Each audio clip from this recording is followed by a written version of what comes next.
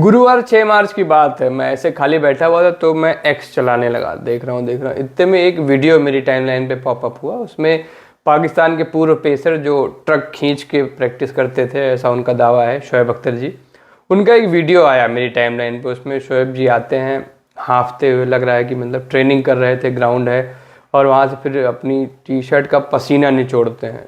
यहाँ तक ठीक था कि मतलब आप ट्रेनिंग कर रहे हो, अच्छी बात है, आपने ट्रेनिंग का अपने वीडियो डाला, लोग मोटिवेट होंगे, क्योंकि ट्रॉफी जीत के तो आप मोटिवेट कर नहीं पाए, तो अब यही तरीके बचते हैं। और आपकी ट्रक वाली जो थ्योरी थी कि आप ट्रक खींचते थे, उसका भी वसीम अकरम ने ही खंडन कर दिया है कि भाई मैंने तो नहीं देखा कभी उसको ट्रक खींचते हुए। और सबसे पहला सवाल तो वसीम अकरम का यही था कि ग्राउंड में ट्रक आता कैसे था। हो सकता है कि ये अकेले में करता हो ट्रक खींच के प्रैक्टिस, लेकिन मैंने नहीं देखा। तो ये आपका एक मोटिवेशन ख़त्म था, ट्रॉफीज आप जीत नहीं पाए, तो ले दे के आपके पास मोटिवेट करने का तरीका ये ट्रेनिंग है। ट्रेनिंग करी आपने, आपने वीडियो डाला, फिर आपने उसके साथ जो कैप्शन लिखा वो मुझे थोड़ा सा खटका, फिर वहाँ से मैंने डॉट्स कनेक्ट की। कैप्शन में आपने लिखा था कि रोज़ा कोई एक्सक्यूज़ नहीं हो सकता है, बल्कि आपको प्रेरित करना चाहिए ट्रेनिंग के लिए, ऐसा कुछ मतलब आपने लिखा। जो भी लिखा था वो मैं अगर हूबहू पढ़ूँ शब्दशः जिसको कहते हैं, तो वो कुछ इस तरह होगा। रोज़ा एक एक्सक्यूज़ नहीं है, ये एक मोटिवेशन है। कोई भी चीज़ आपको ट्रेनिंग करने से ना रोके, इसे अपनी बेनिफिट में इस्तेमाल करें। #रमजान #ट्रेनिंग। ठीक है, आप ट्रेन कर रहे हो, आप रोज़ा रखते हुए ट्रेन कर रहे हो, बड़ी अच्छी बात है, आप में बड़ी कैपेबिलिटीज़ हैं, आपका शरीर बड़ा मजबूत हो गया रिटायरमेंट के बाद। क्योंकि अभी कुछ ही दिन पहले तक तो आप कह रहे थे कि आपके दोनों घुटने ख़त्म हो गए हैं इंजेक्शन ले लेके।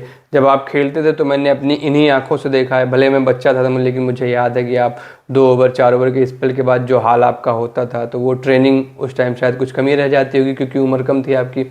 लेकिन अब आपकी बढ़ती उम्र में आपने जिस तरीके से खुद को फिट रखा, ये एकदम बिल्कुल तारीफ़ की बात है। मैं आपके सलाम करता हूँ सर, सैल्यूट करता हूँ। लेकिन ये जो आपने 2 चीज़ें जोड़ने की कोशिश की, जो मोहम्मद शमी, आपको अच्छे से पता मोहम्मद शमी टारगेट किए जा रहे हैं कि रोजे के दौरान उन्होंने मैच खेलते हुए, क्रिकेट मैच खेलते हुए दुबई की एक्सट्रीम हीट में कुछ एनर्जी ड्रिंक पी लिया था।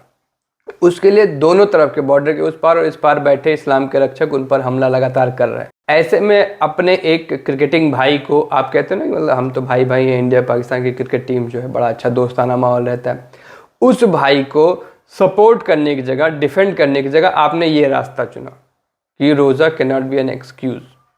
भाईजान, आपकी 15 मिनट की ट्रेनिंग और 7 घंटे 3.5 घंटे लगातार मैदान में पसीना बहाना, क्रिकेट खेलना दुबई में, दोनों बिल्कुल अलग अलग चीज़ें। दोनों को मिक्स मत करिए। वैसे आपकी आदत रही है मिक्स करने की, कुछ भी आप कहीं से कहीं जोड़कर कुछ भी बोल देते हैं। आपकी बॉलिंग का मैं फ़ैन रहा हूँ, भले कई लोगों ने उसको भट्ठा, जर्क, तमाम तरीके के विशेषण दिए, लेकिन आप जिस तरीके से हावी होते थे भारतीय बल्लेबाजों पर, मैं तब तक इस चीज़ का फ़ैन था जब तक आपको पॉइंट या बैकवर्ड पॉइंट के ऊपर से एक छक्का नहीं मारा था एक 5 फुट के आदमी ने, और 98 रन की वो पारी, 2003 का वर्ल्ड कप, सेंचुरियन का मैदान, सब याद है। कमाल की आपकी कुटाई होती थी। तब उस टाइम शायद ट्रेनिंग या मोटिवेशन में कोई कमी रह जाती होगी।